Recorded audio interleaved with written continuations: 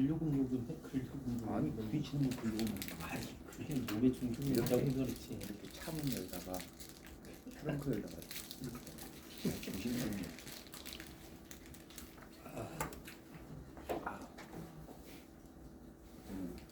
아씨 그냥 올라올까? 그럼 오늘 또 너네가 오늘 갔다고 당신이 또 올라가고 있잖아. 고민을 나가다가 김재에 일이 끝난 거야. 그래 가면서 김재 사촌 누나가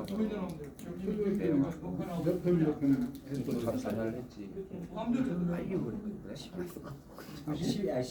했는데 이거 보고 어저께 내려가서. 어디 내려가서 어제는 그래 사이코 때문에 월요일까지 안 가면은 자기가 바꾸겠다 갔다 오는 그걸 바꿨는데 그잖아. 이제 순서를 바뀌었고 좀 갔다 와야 버리게 비싸게 그래야 뒤에 술목이 이제 최고 저 10장이더라고요 총 월요일 5시에 출근. 11장. 아니 요번에서 읽을 거 제가 5장까지 하고 밑에 눈 많이 안 6장부터 왔어? 10장 하시죠 아 그래요? 아니 일단 피해는 거지. 제 말씀 들리죠? 네. 마이크 알아도 되겠죠? 그렇게 해서. 마이크 일단 해놓고 한 번이니까 딱 저도. 아니 왜냐면 여기 여기로 들어가야 들어가야 되니까 되니까. 소리가. 그러면 내가 좋으신 목소리 딱 들어가야 소리가. 행복한 영화가 아. 내가 이래서 아, 됐죠? 마이크 켜고 하세요. 나중에 내가 다 앞에 그다그 카트에 낼 거거든요. 신학교 다니는데 설교학 수업이 있었는데 이 설교학 수업 마이크 하면 키세요. 아직 하는 거 아니 안 해도 나중에 내가 다 치울 거거든. 치울 거니까 강의 그 부분만 남겨놓을 테니까 그 켜놓고. 아니 부담을 계속 됐죠? 설교학 수업이 있는데 이제 자기가 설교를 영상을 찍어가지고 이렇게 우리가 하는 걸 영상을 다 찍어가지고 공유를 하는 거예요. 이제 설교에 대해서 평가를 하는 거죠. 본문 구성이 얼마냐, 뭐 태도는 어떠냐 등등 이제 듣는 사람이 다 평가를 하는 건데 8분 설교가 그렇게 긴지 몰라요. 엄청 많은 말을 많이 해야 되더라고요. 저는 좀 말을 또 빨리 하는 스타일이라 분량이 엄청 많고 결정적인 것은 제가 찍은 설교를 못 보겠어요. 너무 오글거려가지고 요즘도 영상 이렇게 올리면 조금 들으면요 와 힘들어요.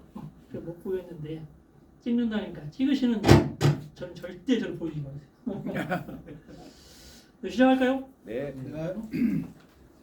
자, 기도하고 시작하겠습니다. 하나님 아버지 평양로의 청지기 대학으로 모이게 하시니 감사합니다. 하나님께서 이 시간을 귀하게 여기시고 참여하신 모든 분들에게 하나님의 말씀을 들을 수 있는 은혜의 시간 되게 하여 주옵소서. 가르치는 자와 듣는 자 모두에게 성령 하나님 은혜를 주시고 우리 모두가 이 과정을 무난하게 잘 마칠 수 있도록 인도하여 주옵소서. 우리 주 예수 그리스도의 이름으로 기도하옵나이다. 아멘. 반갑습니다, 여러분. 저는 오늘 정치 파트하고요. 다음 주에 신조 파트를 맡아서 여러분과 함께할 북시찰에 광명교회를 섬기고 있는 김민호 목사입니다. 반갑습니다. 부탁을 받아가지고 PPT를 잘 만들어봤습니다. 문제는 분량이 지금 예측이 안 돼요.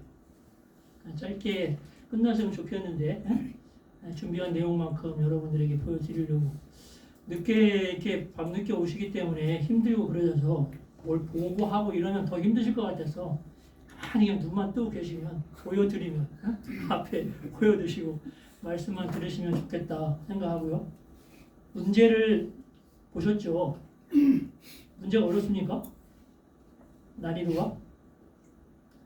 그래서 장로님들 준비하시는 문제이기 때문에 규정에 딱 있는 내용들, 그 성경 말씀이라든가 아니면 정치 내용에 대해서 했는데 짧게 쓰시고 긴 거는 가로쳐갖고 단문 쓰게 해 놓으셨으니까 여러분들이 충분히 보시면 될 것 같고요. 어렵지 않게 다 하실 수 있으리라 생각합니다. 어렵다고 이야기하시면 다음에 신도는 더 쉽게 제가 만들어가지고 준비해 보도록 하겠습니다. 자, 정치에 대해서 같이 한번 이야기를 해보도록 하겠습니다. 답이 뭐지라고 만드는데 우리 교단의 이름과 마크를 다 아시겠죠? 우리 교단의 이름이 뭔가요? 대답하시면 됩니다. 우리 교단의 이름. 제가 가끔 성도들한테 물어봐요. 창세기 1장 1절 말씀이 뭡니까? 그럼 갑자기 당황해가지고 말씀을 못 하세요. 태초에 하나님이 천지를 창조하시니라. 십계명 1장 1절 뭡니까? 그러면 가만히 막 놀래가지고 뭔가요? 통합교단이라는 걸 아시잖아요. 응? 대한예수교 장로회 통합교단입니다. 대한예수교 장로회 통합교단. 여러분 우리 교단이 이 교단이라는 거는 꼭 아셨으면 좋겠고 밑에는 이제 마크가 있는데요. 여러분들 이 마크는 많이 보셨잖아요. 근데 두 개는 잘 못 보셨죠? 총회 홈페이지에 가면 로고 CI라고 다 있어요. 그 로고가 이렇게 돼 있고 이게 뭘 상징하는지 한반도를 상징하고 십자가를 상징한다. 뭐 그런 내용들이 다 설명이 되어 있으니까 교단 홈페이지 들어가시면 여러분들이 그런 내용을 참고해서 보시면 될 것 같습니다. 마음대로 다 이용할 수 있도록 다운받을 수 있으니까요. 여러분들이 다른 데에서도 이렇게 유용하게 잘 사용하시면 됩니다. 공적으로만 사용하시면 됩니다. 사적으로 사용 안 하시고. 자, 이렇게 빨리 넘어. 교단 마크 이제 여러 가지를 제가 한번 보여드린 건데 양쪽의 내용이 이제 중복되는 거 있을 수가 있어요. 이쪽은 다른 이미지여서 기본적으로 우리 교단 마크 아시죠? 옆에 있는 게 책 두 개 있는 것처럼 이게 합동입니다. 합동. 다른 건 잘 못 보셨을 거예요. 이게 어떤 마크인지. 근데 요건 감리회 마크입니다. 여기 있네요. 감리회 마크. 그 다음에 이렇게 돼 있는 것, 요건 기장 마크입니다. 기장. 다른 게 뭐가 있을까요? 기독교 대한 성결교회라고 되어 있는데 성결교회는 기본적으로 두 개가 있어요. 기독교 대한 성결교회가 있고 대한 예수교 대한 성결교회가 있잖아요. 그래서 예성이다, 기성이다 이렇게 나오는데 예성 같은 경우에는 그 신학교가 안양에 있는 성결대학교예요. 그리고 기성은 부천에 있는 서울신학대학교. 한국 그 기독교 장로의 기장이라고 많이 들어보셨죠? 기장은 신학교가 한신대학교입니다. 우리는 뭐 다 아시니까 설명을 안 드린 거고요. 다른 건 뭐가 있을까요? 고시는 이제 부산에 이제 고신대학교가 있고 백석은 지금 천안에 백석대학교가 있고요. 대신은 안양대학교가 이렇게 신학교가 있습니다. 다 신학교를 가지고 있는 교단의 마크들 쭉 이렇게 있는데 여러분들이 나중에 이제 장로님들 되시면 기본적으로 우리나라 중요 교단들은 이 마크가 이 마크구나 어디구나 이 정도는 여러분들 관심을 가지시고 아셨으면 좋겠어요. 왜 알아야 되냐면 다음에 이제 문제가 이런 것 때문에 그렇습니다. 멋있죠? 멋있지 않아요? 멋있는데 이런 마크 한번 보신 적 있습니까? 이게 뭘 것 같습니까? 누가 얘기했어요? 시험을 패스해 드려야 되는데 대답을 잘 하시면 이건 뭘 것 같습니까? 통일교입니다. 통일교. 요거는요 하나님의 교회예요. 세계 복음 선교 협의회인가 뭐 뒤에 이름도 길어요. 그렇게 돼 있고 요거는요 제7일 안식일 재림 예수교 이름도 길입니다. 이거는 뭘까요? 잘 모르죠. 몰문교입니다. 몰문교. 양복 입고 2명씩 다니면서 전도하신 분 봤죠? 다 이게 몰문교가 이렇게 돼 있고요. 구원파는 여러분들이 많이 들어봤을 거예요. 세월호 사건 때 유병원 있었던 구원파가 권신찬 계열의 유원파가 서울 삼각지에 서울교회가 있고요. 이호환이라고 서울중앙교회가 있는데 이 사람 교회에 연예인들이 굉장히 많아요. 여기에 소속해 있는 연예인 한 분이 저번에 나와가지고 우리는 이단이 아니에요. 구원파 옛날에 속해 있었는데 지금 아무것도 아니 이런 식으로 얘기하는 어떤 줄기를 모르는 거예요. 여기가 있고 너무 잘하는 박옥수 깊은 소식 선교에 있죠. 다 세 명이 구원파 계열이라는 걸 아셨으면 좋겠어요. 마크만 봐도 이게 이단이구나. 여러분들이 장로님 정도 되시면 분명히 아실 수 있어야 돼요. 자 이제 정치하겠습니다. 정치하면 뭐가 생각납니까 여러분? 요즘 시국이 너무 그래요. 비상계엄, 탄핵 이런 것만 생각하실 텐데 기본적으로 우리가 정치하면 이런 것들이 좀 생각이 나요. 나라를 운영하는 이런 내용들이 쭉 있는데 이런 걸 보면 좋은 이야기보다 사실은 거부감 되는 단어들이 굉장히 많이 있잖아요. 실제로 연말이나 이런 데 가가지고 신뢰받는 집단이 어디인가 이런 거 평가를 해보면 정치인이 제일 저평가를 받아요. 하는 뭐 행동을 보면 그럴 수밖에 없지 않겠어요? 제일 저평가받는 집단이 정치권일 수밖에 없다. 그런데 정치인들만이 문제가 아니라 이 이미지는 우리를 이야기하는 겁니다. 우리. 여러분들 주변에 이런 분들 많지 않아요? 기승전 정치 얘기하고 조금만 뭐 얘기하다가 정치 얘기 자기하고 이렇게 어떤 대화가 안 통하면 막 혈압이 올라가지고 확 열을 내시는 분들 있지 않아요? 서로 막 반대편이하고 내가 오라 하는데 이게 너무 지금 양극단이 돼가지고 이제 중간 지점이 없는 것 같아요. 제가 가가지고 이렇게 이야기하면 너 저쪽 편이지 이야기야. 이렇게 얘기하면 저쪽 편이지 이렇게 이야기하니까 무서워요. 사람들하고 이야기하기가. 그러니까 우리도 정치 이 문화가 좀 선진적으로 바꿔야 되는데 오히려 이 지금 정치를 하는 사람들 때문에 우리도 이상하게 좀 바뀌어가는 그런 모습이 있지 않나 생각을 해봅니다. 자, 회사 다니거나 아니면 여러분들 이렇게 사회생활하면 이런 얘기 많이 해보시잖아요. 정치력 좀 발휘해봐. 지금 정치력이 좀 필요한 때가 아니야? 정치를 해야지 정치. 이럴 때 정치를 하면 어떻게? 이런 말들 여러분들 많이 하시기도 하고 들어보시기도 하셨지 않았어요? 하셨지 않습니까? 이런 의미들을 가만히 보면은요, 긍정적인 측면을 보면 대화하고 협상하고 또 문제를 해결하고 공동의 이익을 추구하고 순리적으로 좀 해보자는 뜻으로 이런 말을 하는 것이 있죠. 그런데 반대로 봤을 때는 꼼수를 부리고 야합하려고 그리고 서로 어떤 문제를 해결하기보다는 비굴하게 굴종을 하고 힘으로 막 눌러서 강압시키려고 하고 그리고 이거를 순리가 아니라 역행으로 기행적으로 하려고 하는 그런 일들 때문에 이런 말들을 한단 말이죠. 좋은 의미들이 아닌 걸로 해석될 경우가 분명히 있어요. 여러분 어떠세요? 정치적이십니까? 나는 정치를 잘하는 사람인 것 같아요. 정치에 관심이 많이 있으신지 모르겠어요. 나는 정치적인 사람인가? 이 두 이미지가 있는데 젊은 사람들하고 나이 드신 분을 이렇게 비교해봤어요. 나이 드신 분이 젊은 사람들한테 그런 식으로 얘기하면 다 진보 되는 줄 알아? 막 이렇게 압박을 합니다. 그럼 젊은 사람이 뭐라 합니까? 부장님 그렇게 얘기하시면 꼰대예요.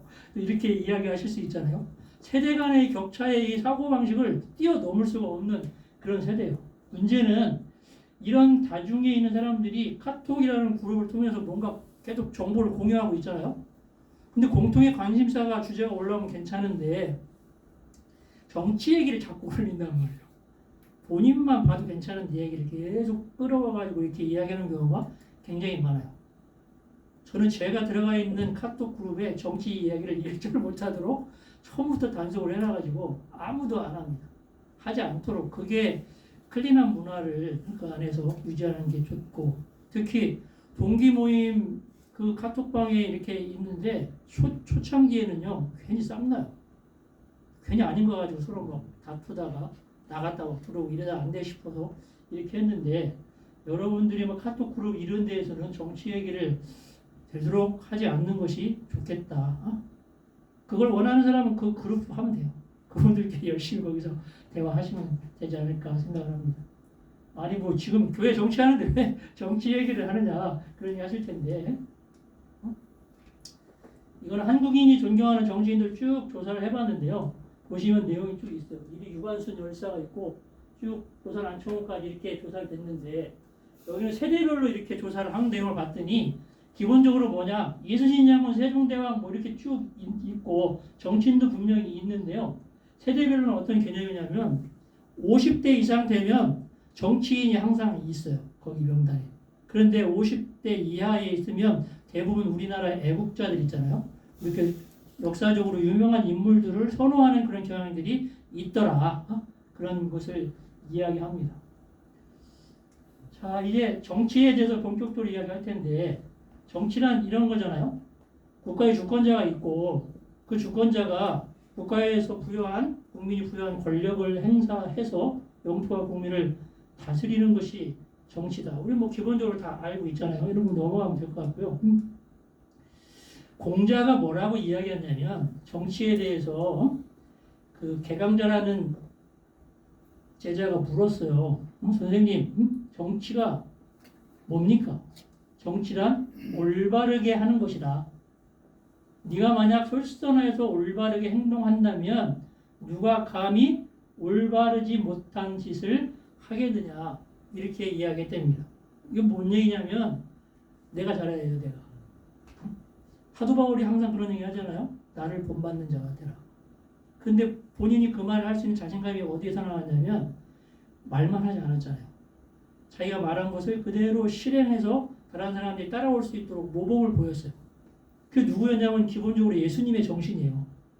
예수님은 무수한 말을 하셨지만 그 말을 다른 사람들이 다 이해할 수 있도록 행동으로 다 보여주셨어요. 그게 정치다. 그러면 우리가 앞으로 장로님 되시고 정치를 하기 싫어도 하셔야 된단 말이에요. 그럼 가장 기본적으로 생각할 게 뭘까? 바로 이 정신입니다. 내가 먼저 모범을 보인다. 나는 선두에 서는 사람이다.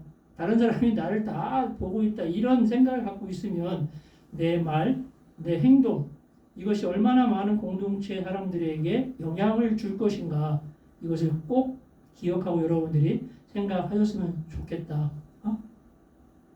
4명인 가족에서 내가 뭘 말하면 3명한테만 영향이 있잖아요. 근데 100명, 200명 공동체에서 내가 말을 하기 시작하면 다 그 사람들이 영향을 받기 시작하는 거죠. 그런 측면에서 제일 불리한 사람이 목사예요. 저도 목사인데 목사님들은 자기 자신을 너무 모르는 거예요. 그래서 제가 왜 그럴까 생각해봤거든요. 말을 너무 많이 해요. 어쩔 수 없이 말을 너무 많이 하는 자리인데, 그 어떤 지도자가 그렇게 무수한 말을 했는데 본인은 하나도 지키지 않는다면 누가 그걸 믿고 따라올 수 있겠어요?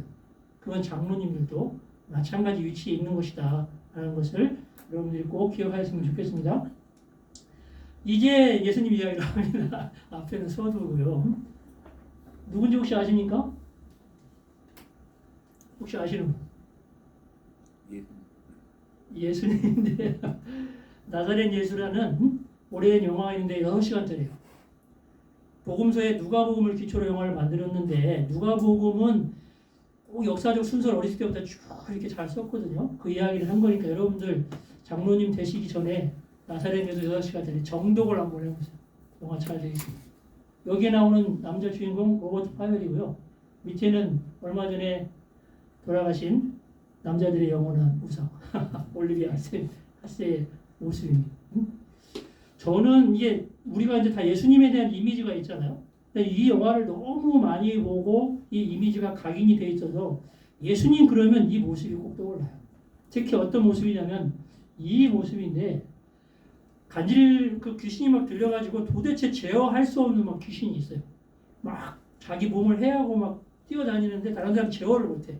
근데 예수님이 딱 들어오자 막 소리를 질러요. 예수님이 오는 거 벌써 아는 거예요. 그 예수님이 지금 손을 딱 들잖아요. 연출을 잘했는데 그림자가 이렇게 딱 그 손이 그 귀신 들린 사람한테 이렇게 딱 비치니까 막 도망가가지고 막 벽에 숨고 귀신 쫓아내는 그 장면이 있고요. 지금까지 영화화된 어떤 배우들보다 이 얼굴이 너무 예수님 같은, 제 생각에 이미지화 돼 있어서 기도하면 예수님 떠올리면 이 이미지가 딱 떠올리는 그런 모습이 있어요. 로버트 파웰입니다. 이 나이 많이 드셨어요.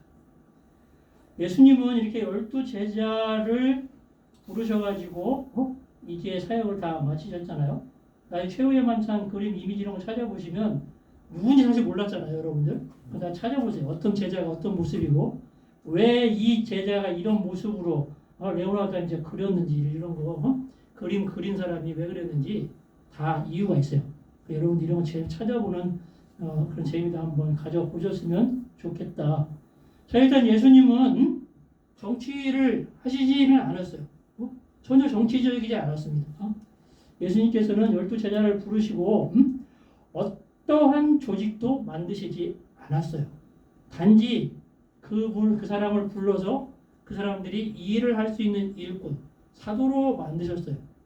사도라는 그런 이름 자체가 부르심을 받은 자라는 뜻인데, 그렇다고 이 사람들에게 무슨 권위를 준 것도 아니고 행정적으로 뭔가 처리하라는 그런 고난을 준 것도 아니고 제왕적으로 다스려라 높은 자리에서 이렇게 한 것도 아니에요. 단지 복음을 전하라.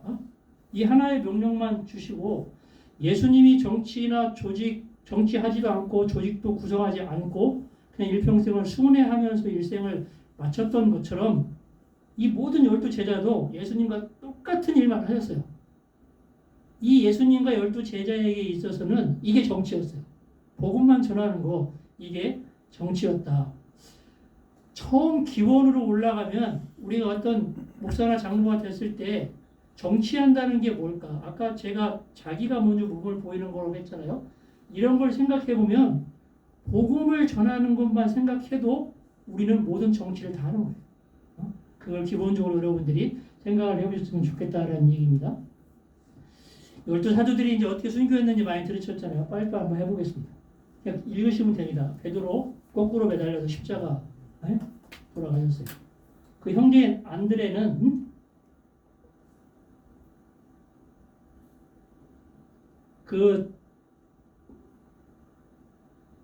이 섬이 어디냐면 여러분들 그 지도 보면 예루살렘 그 밖에 지중해에 바로 옆에 섬이 있거든요. 그게 지금 키프로스라고 요즘 섬이 있는데 그 섬에서 순교를 하셨다라고 합니다.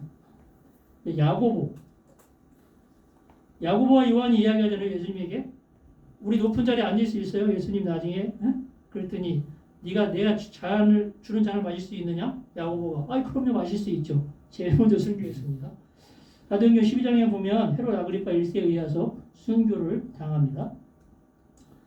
야고보의 형제 요한은 유일하게 순교당하지 않고 밤모섬에서 일생을 마친 요한계시록 쓰면서 이제 일생을 마쳤고요. 일설에 의하면 에베소의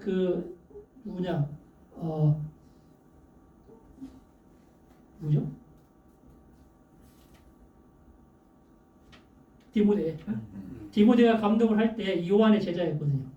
디모데에서 요한이 어린 나이부터 거기에 이제 목사님, 감독이 있을 때 사도 요한이 에베소 왔다 갔다 하면서 그에게 많은 내용을 가르쳐 줬다. 이런 전승들이 있습니다. 빌립은 채찍질 당하고 북아시아에서 순교를 했답니다. 바돌로메, 이게 나다나엘이죠. 머리가 베어져 순교를 당했답니다. 산채로. 끔찍하네요. 도마, 나중에 끝까지 믿지 않았는데 창으로 관통돼서 죽음을 당했대요. 마태, 에티오피아에서 죽었습니다. 야고보, 작은 야고보라고 하잖아요. 알페오의 아들. 이 사람은 참수형을 당했는데 12사도 중에 최초로 참수형을 당했어요. 참수형을 당한 것도 끔찍한데 이렇게 순순하게 한 번에 목베임 당해서 죽은 건 처음이라는 거예요. 그러니까 다른 분들이 얼마나 끔찍하게 돌아가셨는 거예요. 다데오라는 사람은요, 이름이 사실 다데오는 아니에요. 유다인데 왜 다데오라고 하냐면 가룟 유다하고 헷갈릴까 봐. 다데오는 지역의 이름이에요. 다데오 출신의 유다, 십자가형으로 죽었습니다. 그다음에 시몬은 이게 열심당 시몬이라고 하잖아요. 열심당은 국민의힘 민주당처럼 당의 이름인데, 그러니까 우리로 얘기하면 레지스탕스 있잖아요. 그렇게 전복을 시켜가지고 나라를 막 세우자 하는 그런 당의 일원이었던 시몬, 톱으로 잘려서 마지막에 이제 가룟 유다 대신에 뽑혔던 마띠아도 돌매질을 당하여 죽었습니다. 실제 정치를 한다는 건 복음을 전한다는 거였는데 결말이 이렇다는 겁니다. 우리가 생각해 볼 점이 굉장히 많은 것 같아요. 자, 이런 분 이후에는 이제 교회 시대가 열렸는데 예루살렘 교회에는 우리가 아는 것처럼 야고보, 아까 죽은 야고보가 아니고요. 예수님의 그 4명의 동생이 있었잖아요. 야고보, 유다, 시몬, 요한, 4명이 있었는데 그 중에 한 명인 야고보가 예루살렘의 감독이 됐고, 그 다음에 안디옥 교회는 우리가 아는 것처럼 사도 바울이 안디옥 교회에서 이제 이방인들을 전도하는 안티옥 교회를 설립을 했고요. 실제 그런데 안디옥 교회 역사에 보면 안디옥 교회 초대 감독이 누구였냐? 베드로였어요. 베드로가 그 안디옥 교회를 처음에 설립한 설립자로 역사적으로는 기록이 되어 있습니다. 어쨌든 그렇게 다 교회들을 세워가는 교회 시대가 열렸고, 자, 이 시대 구분은 제가 이제 여러분들 기본적으로 상식을 알아보라고 이렇게 했는데, 12사도는 아시잖아요. 12사도 그 이후 시대에 그 뭐가 있었냐? 속사도 시대가 있었는데, 이거는 예수님의 직계 제자들. 직계 제자, 바로 예수님의 12제자로부터 직접적으로 교육을 받은 사람을 속사도라고 이야기합니다.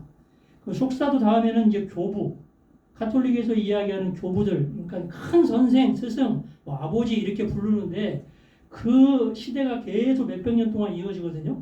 그런데 그 사이에 변증가가 있어요. 왜 그러냐면 초기 시대에는 교리가 제대로 성립이 안 돼 있어가지고 이게 옳으냐 저게 옳으냐, 예수님이 하나님이냐 아니냐, 인간이냐, 삼위일체가 뭐냐 등등 논쟁이 많았잖아요. 이것을 복음적으로 변론하는 변호인들이 있었어요. 이 사람들 변증가라고 이야기하니까 이런 시대들이 있었다는 걸 기본적으로 아시면 됩니다. 사도, 속사도, 여기 전체를 묶어서 교부들, 이런 시대로 이어졌다는 걸 상식적으로 아시면 될 것 같습니다. 자, 이제 이렇게 교회가 설립됐는데 많은 교회 중에 5개의 교회를 우리는 초대 교회의 5대 교구라고 이야기합니다. 예루살렘 아시죠? 아까 여기가 키프로스입니다. 여기 섬이 바로 키프로스예요. 섬. 위에 안디오, 여기가 이제 바울이 있었던 곳이고, 여기쯤이 다소라고 바울의 고향이에요. 바울은 1차 전도하면서 이렇게 돌아다니고 싶었어요. 2차 전도하면서도 자기 동네의 위주로 돌아가고 싶었는데 성령이 건너가 그래서 이렇게 유럽으로 갔다는 거 아니겠어요? 여기 유럽이고요. 이게 지금 여기가 현재 나 지도로는 터키인데, 터키 여기 끄트머리에 이스탄불, 콘스탄티노플이 열려 있습니다. 여기 세 군데. 그 다음에 알렉산드리아라고 아프리카 북부에 있는데, 알렉산더 대왕이 죽은 이후에 알렉산더 대왕의 이름을 딴 대도시가 생겼어요. 그 중에 대표적인 게 알렉산드리아예요. 여기 로마. 5군데가 바로 초대교회도 가장 큰 교회였다. 여기에는 감독이 있었고요. 모두 동등한 권위가 있었어요. 그런데 점점점 로마의 감독이 힘이 세졌어요. 그러니까 너희들 복종해. 싫어. 다 똑같은 감독인데 왜? 그러다가 나중에 어쩔 수 없이 여기에 종속됐어요. 그래가지고 교황이라는 제도가 생기게 된 겁니다. 상식적으로 여러분들 초대교회, 중세교회, 근대교회 이런 식으로 이제 교회사가 나누는데, 초대교회는 언제까지냐면요, 예수님부터 590년도까지예요. 왜 590년이냐? 이때 그레고리우스라는 그 교황이 생기거든요. 무려 590년 동안 교황이라는 게 없었어요. 근데 그레고리우스부터 내가 이제 교황이야 라고 선포를 했는데 64대 교황이거든요, 이 사람이. 그럼 앞에 있는 사람들은 교황인지 아닌지도 모르고 죽은 거잖아요. 근데 그 63명을 베드로부터 시작해갖고 쭉 교황을 만들었어요. 이때부터 교황 제도가 생겼는데 이때를 초대교회사. 두 번째는 이 교황 때부터 종교개혁 전까지, 종교개혁부터 지금까지를 근대교회사다. 상식적으로 여러분들이 알고 계셨으면 좋겠어요. 자, 이제 본격적으로 들어갑니다. 교회에 이제 안수직분자가 등장했는데 아시죠? 사도행전에서 7 집사님들이 생겼는데 기준이 뭐였어요?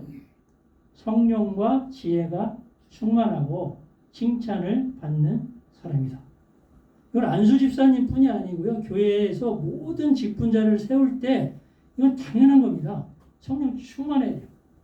지혜가 충만하다는 건 뭘까요? 지혜는 예수 그리스도예요. 그 예수님으로 충만해야 된다는 거기 때문에 이 말이나 성령이 충만해나 지혜가 충만하다 똑같은 이야기입니다. 칭찬받는 사람, 다른 사람으로부터 인정받는 그런 사람이 바로 집사가 되었어요. 문제는 이 7명의 이름을 이야기했지만 사실 집사라고 성경에 언급이 안 돼 있어요. 우리 집사라고 지금 성경 한글 성경책에 보니까 되어 있지만 집사인지 장로인지는 잘 몰라요. 아직까지도 어려워요. 근데 어쨌든 중요한 건 성경에서 최초로 공동체에서 사람들을 그 인정을 받는 사람들을 안수해서 6명을 세웠다라는 데가 굉장히 의미 있는 겁니다. 이게 바로 6명을 세웠다는 게 정치가 시작되는 거예요. 조직이 생기고 행정이 생기고 직분제도 원시적인 시작이 되었다라는 겁니다. 이 7 집사가 뭘 하라고 세웠어요? 구제하고 섬기고 이런 거 하라는 거잖아요. 집사라는 이름 자체가 섬기는 자라는 그런 뜻이에요.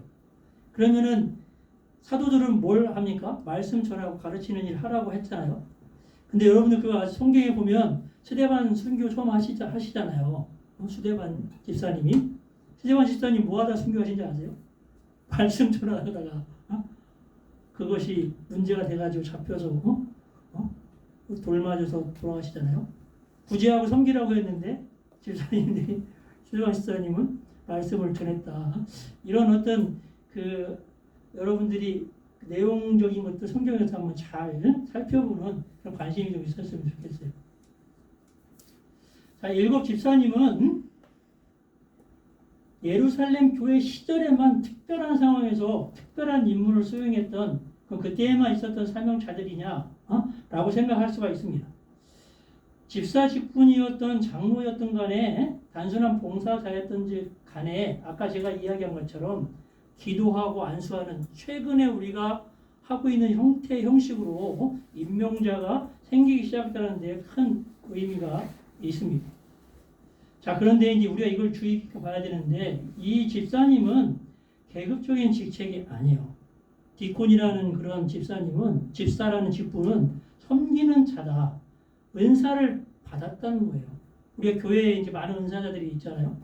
그 은사자들이 은사에 따라서 교회의 덕을 세우는 일을 해 나가시는데 그게 바로 직분의 의미라는 것. 여러분들이 꼭 이해를 하셨으면 좋겠습니다.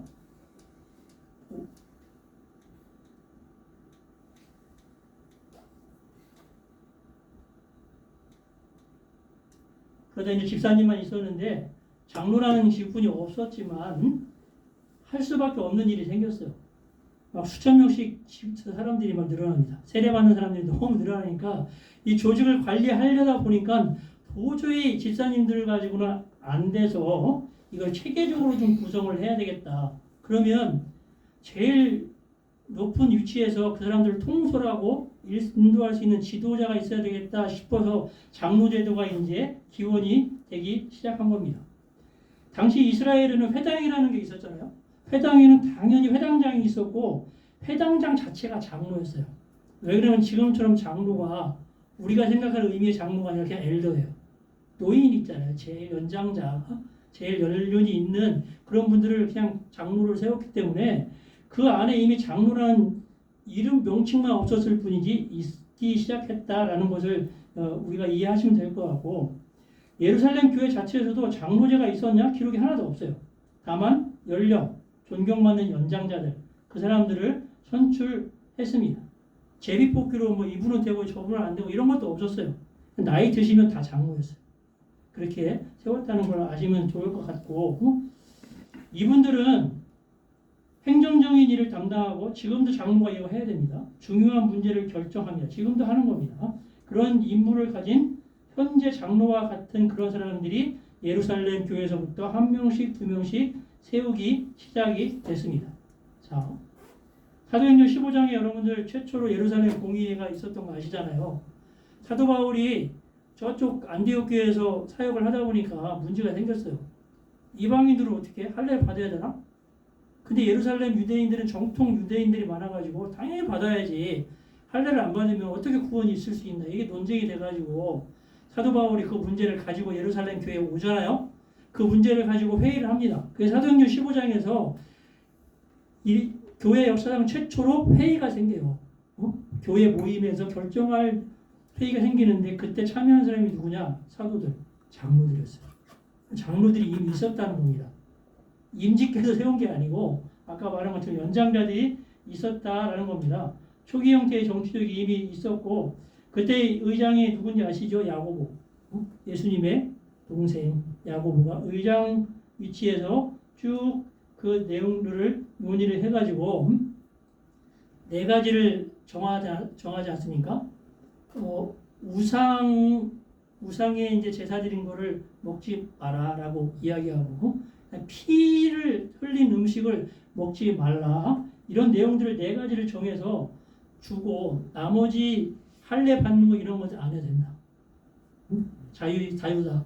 그것 때문에 구원 받고 못 받고는 하지 않는다는 것을 처음으로 결정했는데 이게 장로들이 교회 역사상 뭔가를 결정한 처음 회의였어요. 자, 로마 제국에는요, 이렇게 그 이후에 엄청난 그런 박해들이 있어가지고 거의 한 300년 동안은요, 교회라는 조직이 거의 생길 수가 없었어요. 다 지하로 숨어 있었고, 지금 안디옥 교회, 우리가 뭐 그리스도인이라고 처음 세웠던 교회다 이렇게 돼 있으니까 땅 평평한 곳에 이렇게 제대로 지금처럼 교회 건물이 있었을 것 같지만, 여러분들 나중에 그 가서 한번 찾아보시면요, 산속 깊은 곳에 보이지도 않는 동굴 속에 안디옥 교회가 있어요. 숨어서 지낼 수밖에 없는 그런 어려운 상황이 수백 년 동안 계속 지속되었고 엄청난 사람들이 계속 순교를 하는 그런 어려운 역사가 있었다. 교회 역사에서 이렇게 어려운 시간이 있었는데 중요한 일들이 있었어요. 처음에는 이 기독교가 유대교회도 분리가 안 돼 있었어요. 당회 그 회당을 같이 썼습니다. 그러니까 로마 사람들이 보기에는 저쪽에서도 같은 말 하지 않고 이상한 이야기 하는 다른 사람들이 있네 이렇게 생각을 했습니다.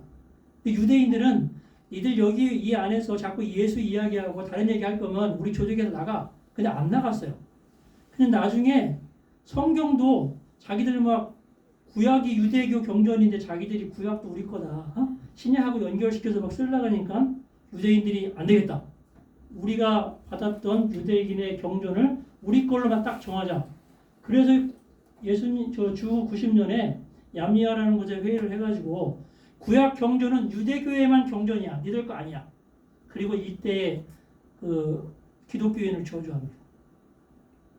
예수를 믿는 모든 사람은 하나님의 저주를 받을지어다 꽝 선언을 해가지고 완전히 쪼개졌어요. 그때부터 이제 기독교와 유대교는 완전히 분리되는 그런 사건이 있었어요. 자, 그때 이제 우리 잘 아는 것처럼 콘스탄티누 황제 때 300년이나 지나가지고 교회가 공인이 돼요. 이 300년이라는 시간은 박해의 시간이었습니다. 엄청난 사람들이 죽었죠. 그 다음에 380년도에 기독교가 국교가 됩니다. 로마 국교가. 이때부터 엄청난 사람들이 이제 공개적인 데 노출이 돼가지고 예수님을 믿는 그런 시대가 돌이켜졌습니다. 신약 우리가 알고 있는 그 27권 있잖아요.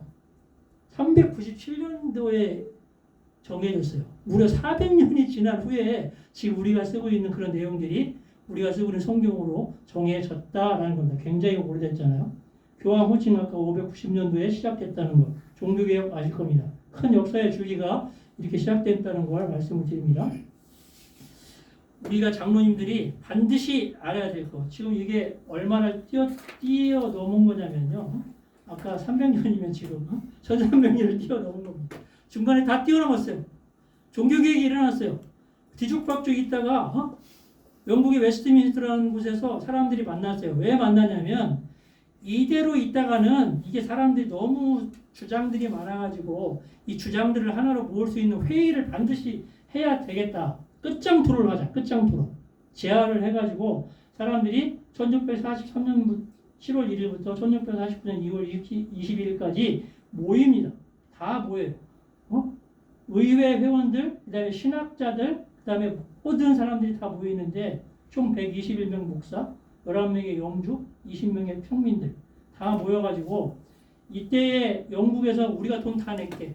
의회에도 돈 다 내고 숙박비 다 내줄 테니까 여기서 나가지 말고 회의만 해.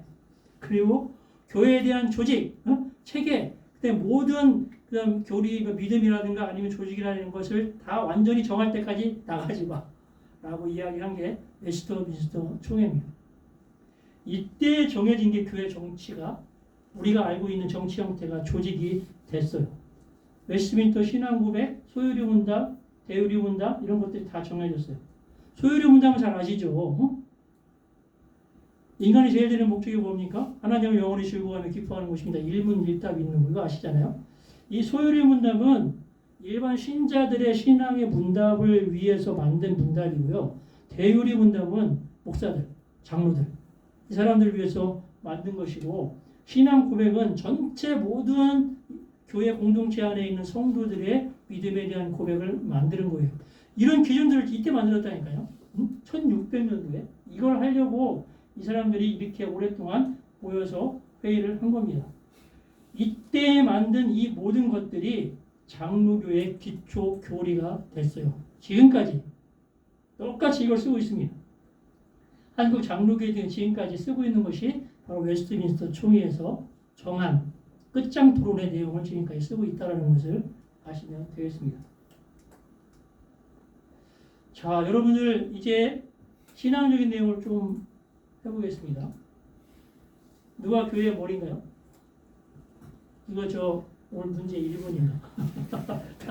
그 있습니다. 시험 문제예요. 시험 문제. 오직 예수 그리스도만이 교회가 머리가 되신다.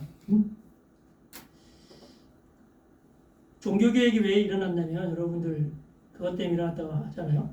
뭐죠? 면죄부. 그렇게 딱 인식이 되어 있잖아요. 종교개혁은 예수 그리스도가 머리가 된 게 무너졌기 때문에 그런 거예요. 교회 조직이 뭐죠? 교황, 대주교, 총주교, 주교, 그다음에 부교, 이렇게 다 라인이 있어갖고 완전히 명령체계로 되어 있잖아요. 이것을 완전히 무너뜨리게 만든 게 바로 종교개혁입니다. 왜 그러냐면 아니 예수님을 통해서 일방통행으로 직행하면 되는데 카톨릭은 단계를 올라가야 돼야 되고 더 엉뚱한 것은 성의를 만들고 막 마리아를 만들어가지고 그 라인도 올라가는 거예요. 이렇게 따로따로. 이게 어디냐. 구원은 예수 그리스도 하나밖에 없는 거잖아요. 외길? 직행길이 있는데 왜 쓸데없는 거 다 만들어서 다 무너뜨려. 우리 신자는 예수님을 통해서만 하나님의 갈 수 있는 이 길 하나만 만들어오면 돼. 다 없애. 라고 만드는 것이 종교개혁이라는 거예요. 예수 그리스도만이 머리입니다. 자, 누가 교회를 다스립니까? 아, 장애가 하죠. 감독들이 하죠. 라고 생각할 때 있지만 절대 아닙니다. 이때 웨스트민스터 총회에서 누가 다스리냐라고 생각을 해가지고 이 사람들이 다스릴 것이라고 그 모인 사람들이 이야기할 줄 알았는데 웬걸요?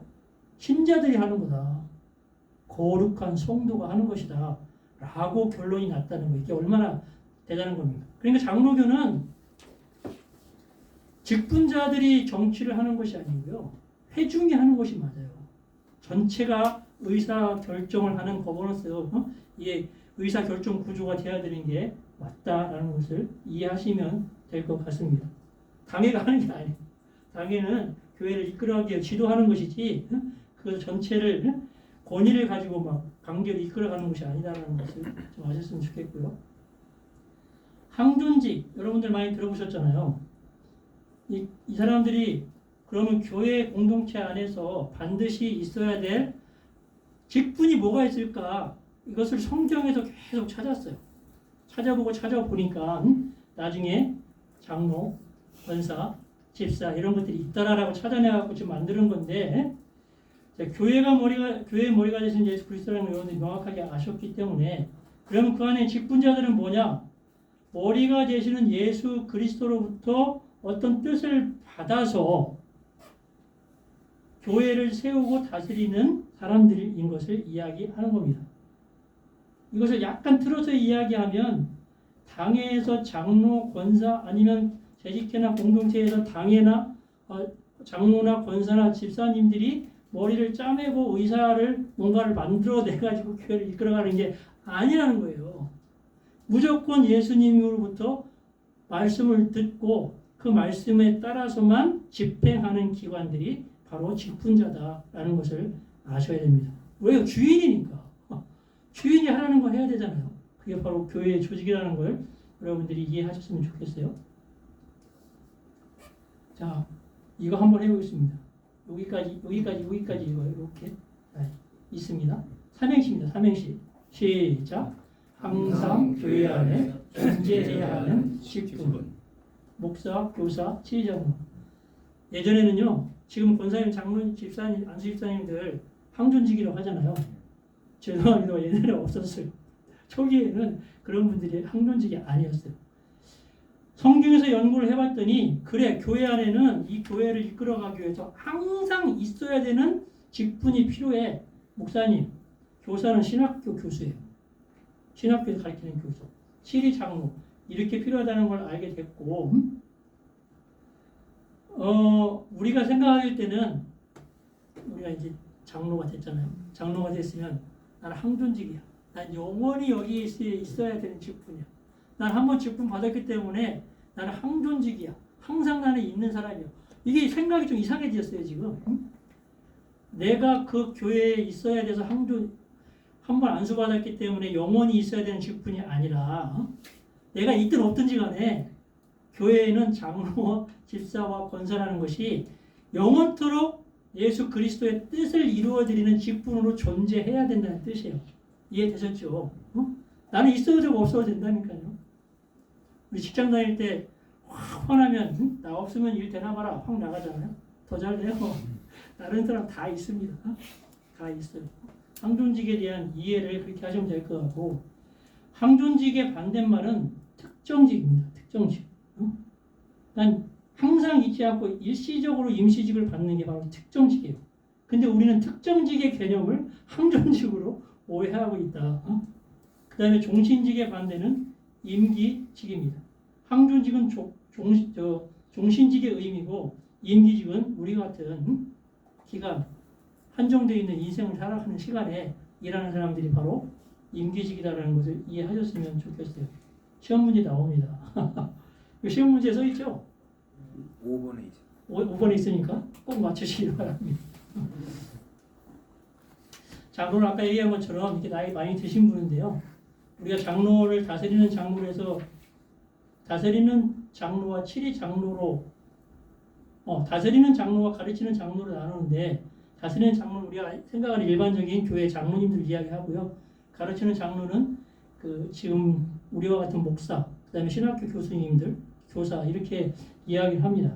근데 여기서 우리가 좀 이 개념이 없애야 될 게, 다스리는 장로는 가르치지 않느냐? 절대요. 여러분들 장로님 되시면 가르쳐야 돼요. 그러니까 여러분들이 전문가가 돼야 된다니까요. 말씀의 전문가, 기도의 전문가, 모든 분야의 전문가가 돼요. 가르치는 것을 다 할 수 있으셔야 된다. 가르치는 장로는 그럼 치리하는 거 누가 갖고 있느냐? 웬걸요? 장로님들하고 같이 합심해가지고 교회에 공의를 세우고 올바른 얘기 할 수 있도록 이끌어 가잖아요. 같이 돼 있는 거예요. 같이. 유니티가 돼 있다는 걸 여러분들이 아셨으면 좋겠어요. 집사님은 섬기는 자라는 의미가 있다는 것 여러분들이 아시고 집사님들 이렇게 지도해 주시면 될 것 같습니다. 그러면 장로에 대해서 좀 이야기했는데 답이 나와 있네요. 답을 이야기하려고 했더니 네 가지 어떤 이런 그 내용 중에 장로, 집사, 권사 이렇게 직분자들이 있으면 위치가 어떻게 되느냐. 우리가 생각하기에는요, 목사님들이 장로, 집사 이렇게 아래로 두르는 경향이 있어요. 어디 장로가 목사, 이게 말이 안 되는 거예요, 이게. 이런 구조는 없다는 겁니다. 목사님들이 장로를 자꾸 이렇게 위쪽에 두려고 하는 건 위치가 아니라는 겁니다. 그러면 반대로 나도 장로인데, 치리 장로 가르치는 장로인데, 집사로, 장로님입니다. 어디 집사가 나한테 그런 얘기를 해? 라고 이야기하면 이것도 문제가 있는 겁니다. 아까 교회의 머리가 누구라고요? 예수님이잖아요. 예수님 이외에는 상하 구조가 하나도 없어요. 우리는 다 똑같습니다. 이것을 다시 세우려고 한다는 것은 종교개혁 이전으로 돌아가자는 거예요. 종교개혁에서 이거를 이렇게 옮겼다니까요. 교회에 군대에 별 4개짜리하고 이등병이 있는데 그거는 군대지, 교회는 이등병이나 별 하나라 필요가 없어요. 똑같다는 거예요. 똑같다는 거예요. 동일하다는 의식. 목사, 장로, 집사, 안수집사, 집사, 그 다음에 뭐 성도, 권찰, 다 상관없습니다. 모든 분들이 예수님 안에서 동등하다는 인식이 내가 항상 있어야지만 그 사람 장로가 됐든 뭐가 됐든지 간에 다른 사람을 대하는 자세 이런 것들이 올바르게 행해질 수가 있어요. 여러분들이 꼭 기억하셨으면 좋겠습니다. 요즘 뭐 정치 얘기하니까 정치 많이 하시는 지금 목사님 그러시더라고요. 와 연설하다가 어디 감히 장로가 목사한테 아이고야 저 목사님 뭘 배우셨나 제 속으로 생각이 되더라고요. 그런 말 절대 안 하셨으면 좋겠어요. 어떻게 직분자를 세울 것인가 이제 절차가 다 있지만 이런 말씀을 드립니다. 내적 소명, 외적 소명. 기본적으로 여러분들이 나를 평가할 수 있어야 됩니다. 성령 안에서 평가할 수 있어야 돼요. 뭘 해야 되느냐? 나는 정말 신앙적으로 성숙한 사람인가? 성령으로 인하여 내 믿음이 점점 변화하고 성장해 왔는가?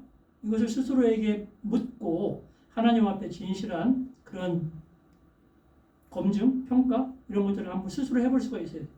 두 번째는 내 삶이 정말 영적인가? 영으로 산다는 것이 굉장히 중요하잖아요. 성령으로 내가 충만해야 모든 언행과 사물을 분별할 수 있어요. 이 사람이 이야기하는데 영으로 분별이 안 되면 그냥 이리 틀리고 저리 틀리고 그런 걸 팔랑귀라고 하나. 팔랑귀잖아요. 아유 귀가 얇잖아요. 이래서는 안 된다는 거예요. 마지막으로 인격적 성숙이 있어야 됩니다. 언행일치, 신행일치라는 게 있잖아요. 말하고 행동하고 완전히 틀리면 이게 어떻게 되겠습니까? 이런 것을 바로 내적 소명이라고 이야기합니다. 내가 정말 교회를 이끌어갈 수 있는 신앙적, 영적, 인격적 성숙이 있는지를 스스로 점검하고 판단할 수 있는 시간 분명히 필요합니다. 두 번째는 외적 소명인데 이건 내가 하는 게 아니에요. 회중이 나를 판단해 주겠죠. 어느 정도 이제 위치가 됐으면 판단받을 만한 때가 있는데 한두 명이 나하고 친한 관계, 친분의 관계가 있으면 그 선택이 어긋날 수가 있지만 다수가 선택을 하잖아요. 어긋남이 거의 없어요. 왜 그러냐면 내가 나를 보는 것보다 다른 사람이 나를 보는 게 정확하거든요. 그래서 제가 가끔 그런 얘기 합니다. 목사님들의 평가의 점수는 누구에게서 결정이 되느냐? 가족이에요, 가족. 집에서 나를 다 알잖아요. 내가 강단에 있을 때는 거룩하고 경건해 보이지만 집안에 있을 때는 어떻게 사는지 모르잖아요. 근데 우리 아이들은 다 알거든요. 아빠 점수가 몇 점이야? 20점. 그럼 나 20점인 거예요. 제 아내한테 내 점수가 몇 점이에요? 30점. 그럼 나 30점인 거예요. 집에서 나를 평가하는 점수가 바로 나다. 그것을 회중들도 판단할 수가 있다는 겁니다. 그래서 동의를 하고 투표 절차를 거쳐서 유해를 검증을 받는 겁니다. 목사님들도 똑같이 이런 과정을 겪어서 여기까지 와 있는 거예요. 이건 절차라는 것들이 굉장히 중요합니다. 어느 한 사람의 권위를 세울 수 있는 것이 아니라 공동체의 의견을 받고 3분의 1하는 게 굉장히 어려워요. 제가 이제 처음에 사역할 때 인천이었는데 제가 이제 주한장로교 옆에 있었어요. 그 교회를 다니진 않았지만 근데 이제 가보긴 했죠. 장로님들 이렇게 가보면 한 교구마다 한 500명인데요.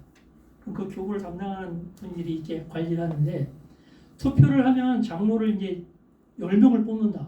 그럼 한 2배수, 3배수가 나오잖아요. 처음에 20명, 30명 예비 후보로 나오면 많아야 한두 명 돼요. 왜 그러냐면 교구별로 똘똘 뭉치거든요. 우리 교구에서 또 후보자가 나왔으면 그 후보자를 무조건 찍는 거야.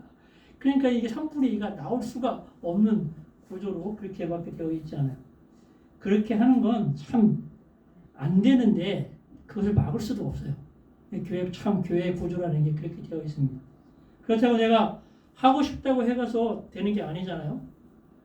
나 이번에 꼭 장로가 돼야 돼. 나는 이런 명분으로 안 시켜주면 난 큰일 나. 라고 이야기한다고 그분이 되나요? 그렇지 않잖아요. 그분이 지금까지 어떤 과정으로 교회에서 보여졌는지는 너도 알고 나도 알고 다 안다. 회중들이 훨씬 더 잘 알고 있기 때문에 투표는 어떻게 될지 모릅니다.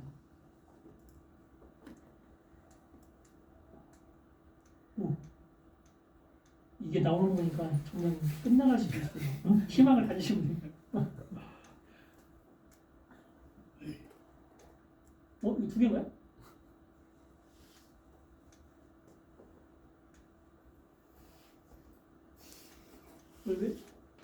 왜 2번 했을까요?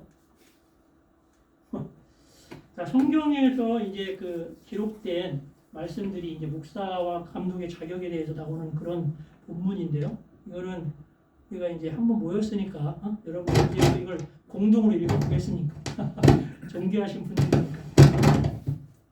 우선 다 한번 쭉 읽어보겠습니다. 시작. 내가 너를 글에 대해 남겨둔 이유는 나무들을 정리하고 내가 명한 대로 각 성의 장로들을 세우게 하려 함이니 책망할 것이 없고 한 아내의 남편이며 방탕하다는 비난을 받거나 불순종하는 일이 없는 믿는 자녀를 두는 자라야 할지라.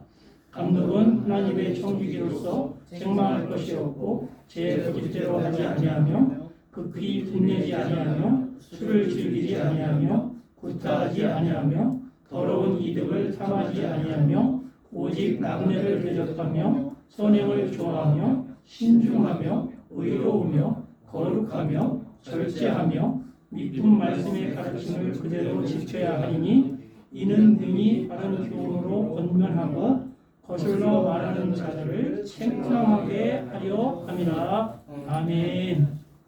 디도라는 사람이 이 디도라는 사람을 이 지역에 보낸 것은 장로를 세우게 하기 위함인데 이러한 조건들이 있는 분이 장로로 세워라라고 이야기를 한 거예요. 여러분들 여기에 다 해당되시죠? 하나도 해당 안 되는 게 없으시죠? 이 조건을 현미경처럼 들이대가지고 모든 사람을 장로로 세운다? 인류 역사 끝날 때까지 한 명도 없을 겁니다. 아무도 안 해요, 아무도. 성경에는 이런 기준으로 일단 해놨다는 겁니다. 디모데전서에도 말씀이 나와요. 천천히 읽어봅니다. 시작. 이쁘다 이마이요 곧 사람이 감독의 직분을 얻으려 함은 선한 일을 사모하는 것이라 하미로다. 그러므로 감독은 책망할 것이 없으며 한 아내의 남편이 되며 절제하며 신중하며 단정하며 남녀를 대접하며 가르치기를 잘하며 술을 즐기지 아니하며 구타하지 아니하며 오직 관용하며 다투지 아니하며 돈을 사랑하지 아니하며 자기 집을 잘 다스려 자녀들로 모든 공손함으로 복종하게 하는 자라야 할지며 사람이 자기 집을 다스릴 줄 알지 못하면 어찌 하나님의 교회를 돌보리요. 새로 입교한 자도 말지니 교만하여져서 마귀를 정죄하는 그 정죄에 빠질까 하리요. 또한 외인에게서도 선한 증거를 얻은 자라야 할지니 비방과 마귀의 울음에 빠질까 염려하라. 아멘. 제가 이 내용으로 아마 문제를 냈을 거예요. 문제를 냈는데 처음에는 다 외워서 쓰십시오라고 쓰려고 하다가 제가 너무 이제 착한 사람이 되다 보니까 가로넣기 살짝 넣었습니다. 가로넣기가 아니네요. 그 중에서 이제 8개 중에 15개더라고요. 8개만 한번 써보셔라. 어느 이제 목사님이 멀리 이제 교회에서 떨어진 지역에 이제 가게 됐어요. 가게 됐는데 이쪽에서 막 식사를 하고 있었어요. 하고 있었는데 안에서 익숙한 소리가 들려요. 그 들어보니까 장로님이야. 장로님 이 지역에 왜 오셨지? 그리고서 뭐 그런가 보다 하고 이제 나 이쪽에서 있었는데 이제 음식을 가지고 사람들이 왔다 갔다 하잖아요. 출입하는데 쓱 문이 열렸는데 보니까 들판이 그냥 장로님 얼굴이 파해지셔가지고 그래갖고 목사님 식사하다 말고 얼른 나왔대요. 여기 있다가는 얼굴 마주치면 서로 민망한 장면이 되겠구나. 부르셨답니다. 나중에 장로님 사실은 제가 그때 거기 있었어요. 장로님 그런 상황 볼 것 같아서 제가 나왔습니다. 그랬더니 아무 말씀 안 하고 고개 숙이고 가시더래요. 다음 주에 와가지고 장로님이 목사님 한 주간 동안 제가 어떻게 살았는지 모르겠어요. 너무 죄송하고 하나님 앞에 너무 죄송해서 제가 그냥 기도만 하다 왔습니다. 목사님이 그렇게 얘기하셨답니다. 장로님 괜찮아요. 우리가 그 성경의 기준에 맞게 다 사는 사람이 누가 있겠습니까? 우리는 되어진 존재가 아니라 되어져 가는 존재예요. 목사가 뭐 완성되는 사람이 뭐가 있겠습니까? 저 부족한 거 너무 많아요. 제 친구 중에 카톡 프로필에 뭐라고 써있냐면 목사이기 전에 내가 어떤 사람이었는지 꼭 생각해보라. 이런 말을 써놨더라고요. 그래서 제가 그 목사한테 왜 그렇게 했는지 물어봤더니 하나님이 이 세상을 만드실 때 목사를 먼저 만들지 않고 사람을 먼저 만들지 않았느냐. 나는 목사가 되기 전에 사람이 먼저 되려고 그렇게 써놨다. 이렇게 이야기했답니다. 그때 장모님이 그 얘기 듣고 펑펑 우시면서 목사님 감사합니다. 네? 저만 둘만 아시면 되니까 장모님 앞으로 생활을 이제 조금 더 경건하게 하시고 잘하시면 됩니다. 그 장로님 어떻게 되셨을까요? 교회를 섬기고 교회를 일으키는데 그냥 큰 일을 하신 거예요. 지금까지 우리가 이 기준에 부합하지 않아도 상관이 없어요. 우리의 미래가 있잖아요. 내 출발점이 장로다 그러면 이 시점부터 장로의 위치에서 장로의 언행, 장로의 모범, 장로의 삶을 살도록 하나님과 일대일 관계에서 친밀함을 가지고 정말 영적 전쟁을 하면서 예수님이 하셨던 것처럼 사람에게 관심을 가지면 돼요. 그리고 사람을 찾아가고 정말 그 사람을 한마디로 하더라도 진심으로 위로하고 내가 그분을 위해서 기도할 때 하나님이 그를 위로하시도록 정말 전심을 다해 이렇게 기도해 주시고 축복해 주시고 이러면 되잖아요. 그러면 그 길이 장로의 길이고 목사의 길인 겁니다. 이거에 너무 부담 갖지 마시고 단 하나만 여러분들 꼭 기억하셨으면 좋겠어요. 이거 여기 다시 읽어보면 뭐죠? 시작. 사람이 자기 집을 다스릴 줄 알지 못하면 어찌 하나님의 교회를 돌보리요. 아멘. 저도 고백하면 집에서 빵점이었어요. 제가 생각할 때. 그런데 제가 이제 언젠가 물어봤죠. 아빠 점수 몇 점인 것 같아? 첫째 딸, 둘째 딸. 50점, 50점. 고맙다 50점씩이나 줘가지고. 그랬더니 제 아내가 왜 딸들이 50점 줬는지 아냐고 그러길래 아빠 민망할까봐 50점 줬다고 그러길래 제가 이제 조심하고 그러죠.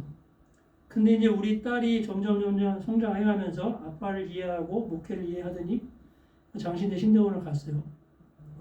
그러면서 지금 이제 사역을 하고 있고 둘째 딸은 또 장신대 지금 학부생 이번에 졸업하는 그런 위치에 있습니다. 제가 뭐 인도했겠습니까? 다 하나님이 이렇게 인도를 하신 거고요. 우리 집에서 아내하고 자녀들에게 내가 이제 장로면 거의 교회에서 최고의 직분자잖아요.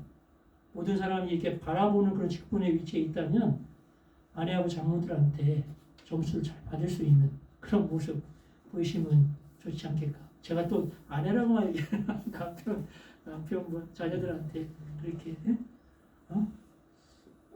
받는 역할을 열심히 여러분들이 해 나갈 수 있기를 바랍니다.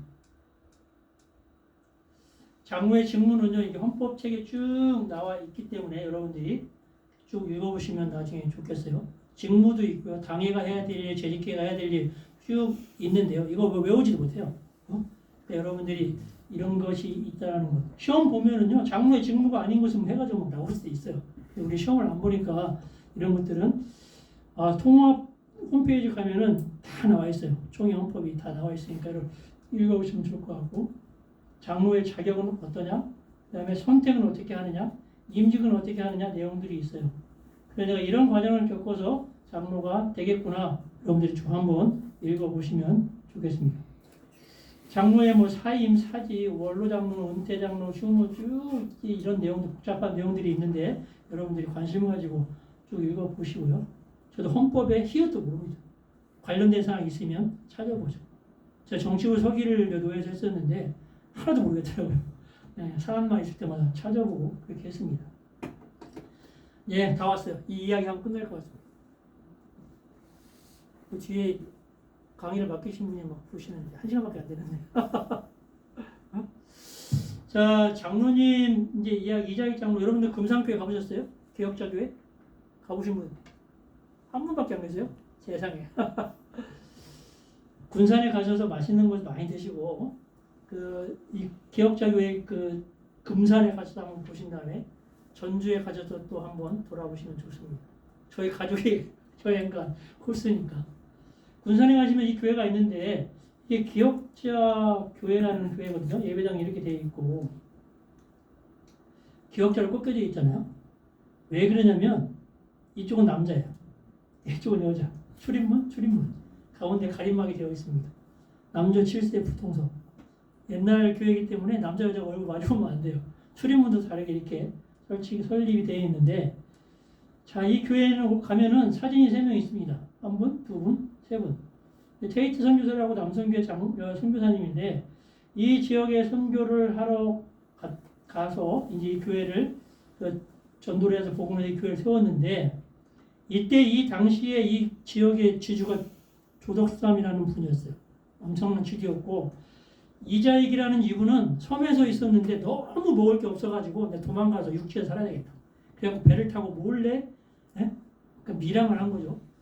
육지에 왔는데 어디 갈 데가 어디 있습니까? 여기저기 헤매다가 이 땅까지 왔는데 제일 큰 집에 가지고 문을 두드리다가 사람 나오는 거 보지도 못하고 쓰러져 문 앞에서 속 쓰러졌대요. 그랬더니 사람이 나와가지고 이제 먹을 걸 주고 왜 여기 왔냐? 이 여차저차해서 왔다고 얘기하니까 이 조덕삼 이 부자가 우리 그러면 집에서 일하면서 너 먹을 걸 주마. 응? 소하고 말 있는 그 마곡간에 가서 퇴비, 똥 치우고 이런 걸 하라. 아이고 고맙습니다. 사람방에서는 기과가 됐어요. 마부가 된 거예요. 마부가 되고 있었는데 이제 이게 복음이 돼가지고 다 이제 예? 복음을 전해서 교회라는 곳이 설립이 되고 장로 투표를 하는데 당연히 조덕상 부자가 될 줄 알았는데 이자익 모슴이 된 겁니다. 근데 이 장로가 모슴이면 어떻습니까? 하나님이 선택하신 장로인데 내가 그러면 이자익 장로를 장로님으로 온전히 모셔야죠. 종이 아니고요. 이제는 완전히 장로로 모시기 시작하고 이것뿐이 아니라 이분을 평양신학교에 보냅니다. 그래가지고 나중에 목사가 되게 해요. 이분은 다른 교회 갔다가 이 교회 2대 담임 목사로 이 금산교회에 오십니다. 와서 이제 투표를 했더니 이 조덕삼이라는 분이 얼마나 그렇게 덕을 많이 세웠는지 거의 만장일치로 이게 장로가 돼가지고 모순과 종의 관계에서 목사와 장로의 관계로 이 교회를 세웠다더라. 이게 바로 기억자 교회, 금산 교회입니다. 여러분들 꼭 한번 가보시면 그 기운과 그다음에 역사 느낌 은혜가 많이 될 거예요. 제가 우물도 있는데 우물에서 물도 한번 길어서 시원하게 한번 드시고 다녀오시면 좋을 것 같습니다. 이분은 이 사진을 안 넣었는데 잠깐만요. 제가 없애고 오겠습니다.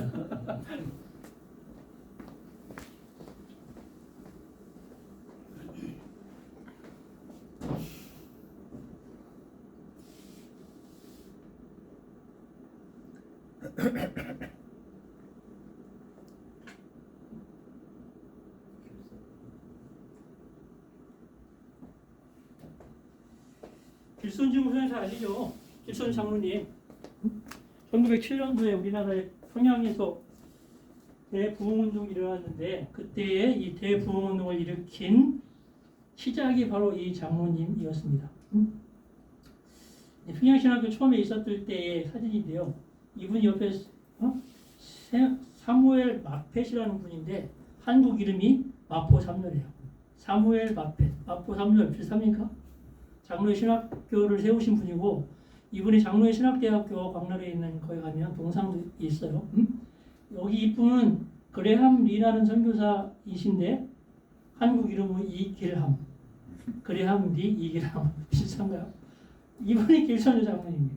평양신학교 사람들이. 그레함 리라는 분이 이게 여기서 이제 부흥회를 하게 되었어요. 부흥회를 막 열심히 며칠 동안 하는데 도대체 부흥이 기도에 막 이렇게 열기가 느껴지지 않고 그런 시간이 있었어요. 그런데 이제 마지막 부흥회 하는 날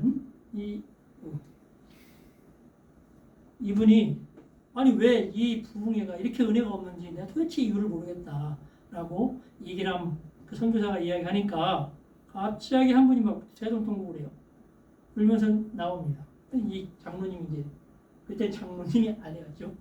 나와가지고 선교사님 나 때문에 그렇습니다. 내가 지은 죄 때문에 성령께서 여기 임하지 못하는 걸 내가 너무나 지금 깨닫고 너무나 이게 마음이 아파가지고 일어났습니다. 제가 제 친구가 죽으면서 미망인을 잘 챙기라고 돈을 줬는데 제가 미화 100불 정도를 횡령을 했습니다. 안 주고 꽁꽁 숨겨놓고 살았습니다. 배고프고 있는 그 미망인이 어렵게 사는데도 도와주지 않고 나는 진짜 도둑질한 죄인입니다. 내가 이런 나쁜 죄를 져가지고 은혜가 임하지 않고 성령이 임하진 것 같습니다. 막 계속 통곡하면서 그 죄를 고백을 했더니 그걸 듣고 있었던 사람들 여기저기에서 갑자기 막 울음소리가 터집니다. 울면서 그러더니 막 땅을 굴르고 땅을 치면서 이제 막 회개 운동이 일어나는 거예요. 교수님은 누가 시키지도 안 하는데 자기가 한 죄를 막 다 고백한 거예요. 나는 뭐 무슨 일을 했습니다. 나는 무슨 일을 했습니다. 엄청난 뜨거운 열기로 해가지고 밤새도록 송곡하고 막 기도했는데 안 가요 사람들이. 그래도 그냥 내버려줬대요. 뭐 어떻게 막을 수도 없고. 가서 6시까지 새벽 내내 막 기도하고 그것이 불길이 돼가지고 한국교회 역사상 세계 역사상 유례 없는 평양 대부흥 운동이 일어난 거예요. 이런 고백을 처음으로 한 이 길선주라는 분은 나중에 장로가 되셨고요. 그 다음에 또 사람들이 막 자백하는 그런 모습입니다. 이런 식으로 고백을 했다는 것이고요. 예.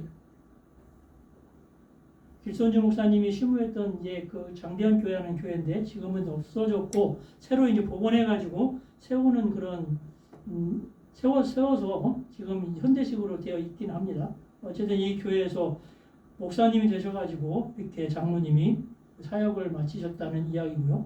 수천 번의 막 설교를 하고 수천 명의 전도자 세례를 주고 엄청난 부흥 운동을 일으키다가 한국 역사에 훌륭하신 목사님이 되신 초대교회의 장로님이 바로 길선주 장로님, 나중에 길선주 목사님이 되셨어요. 여러분들이 이자익 장로님, 길선주 장로님처럼 한국교회를 이끄시는 훌륭하신 장로님이 될 줄로 믿습니다. 왜냐하면 오늘 정치 강의를 들었잖아요. 여러분들이 그렇게 되라는 말씀을 들으셨기 때문에 사명감을 가지고 하실 줄로 믿습니다. 장로님들이 이제 이런 분들 우리가 다 기억하시잖아요. 조만식 장로님, 가나안동문학교 혹시 아세요? 가나안동문학교 저도 가가지고 교육을 받았는데 밥 먹기 일하지 않으면 밥도 먹지 말라 해가지고 아침부터 막 구보시키고 거기서 다 노동하게 하고 거기는 잔방통이 없어요. 가면은 밥 주잖아요. 자기가 먹은 쌀 한 톨이라도 남기면 큰일 납니다. 다 먹어야 돼요. 어쨌든 그런 가나안동문학교에서는 김용기 장로님, 이승훈 장로님, 장기려 박사 여러분 다 아시죠? 이런 분들이 장로님이 어떤 존경받는 장로님이 있었나 생각하면 이런 분들이 있는데 목사님이 어떤 목사님이 있었나 그러면 주기철 목사님이나 손양호 목사님 빼고 거의 없는 것 같은 그런 참 아쉬움이 있습니다. 여러분들에게 제가 만들어 왔어요. 장로 7개명. 사진 찍으셔도 돼요. 사진을 찍어 갔으면 좋겠어요.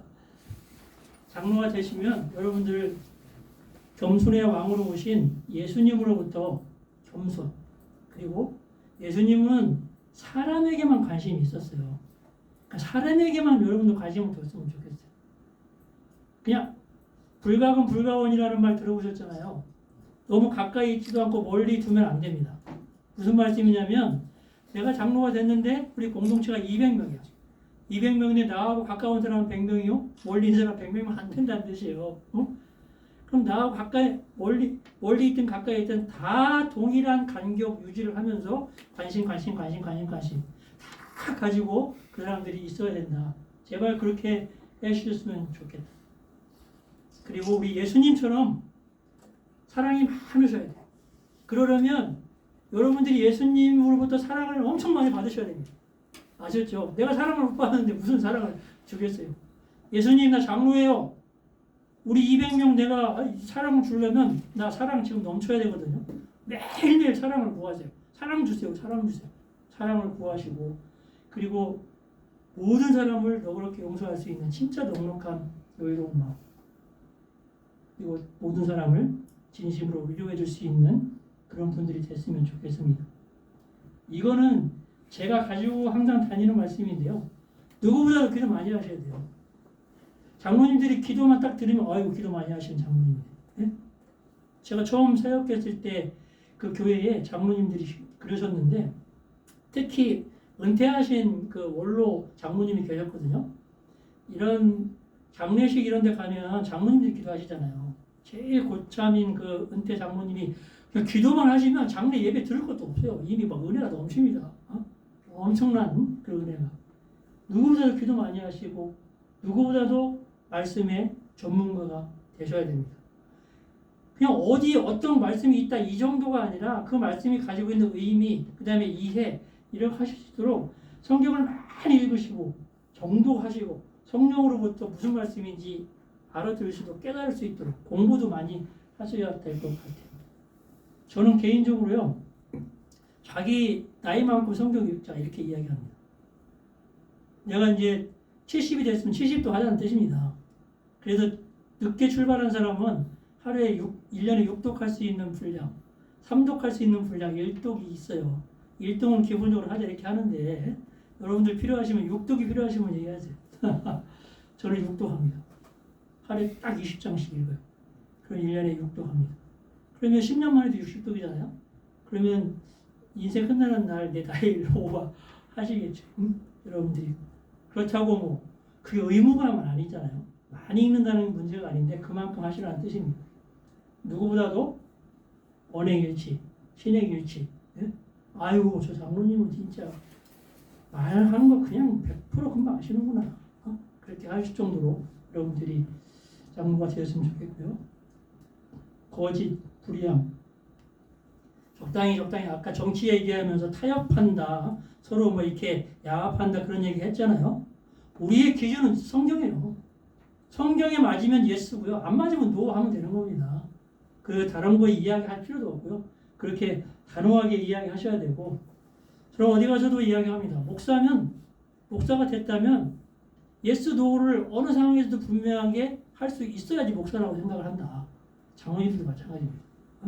옳다 그르다를 타협하고 이렇게 하는 게 아니라 성경에 입각해서 예스, 성경에 입각해서 노를 할 수 있는 그런 장로님들이 됐으면 좋겠어요.